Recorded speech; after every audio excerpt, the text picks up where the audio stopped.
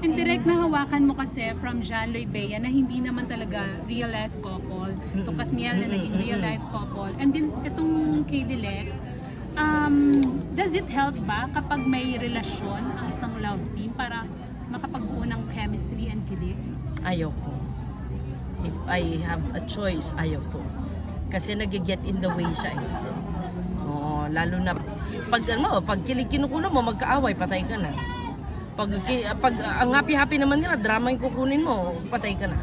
So ideally, hindi. But Katniel, medyo naiba sila kasi professional naman yung dalawang batang yun, saka magagaling talagang umarte at nakikinig. So, despite sila, nakakakuha ka pa rin ng mga tamang performance sa mga eksenang kailangan. And syempre direct malaking bahagi ka ng buhay ng Katniel. Oo. How did you feel Got to lang? believe yung una eh, 2012, I think. How did you feel lang upon learning na yung 11 years ay nag-end na? I think walang hindi malulungkot.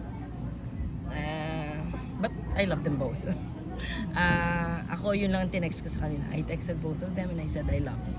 It should end there. Last question po.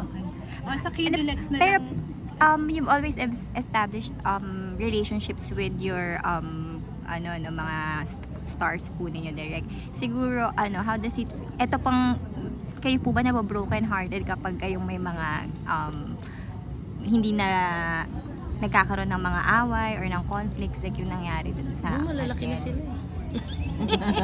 Kaya na nila yan. Ako naman nandito lang when they need me. So if they need me, they will come to me. Otherwise, I don't ask. I don't meddle. Malalaking sila.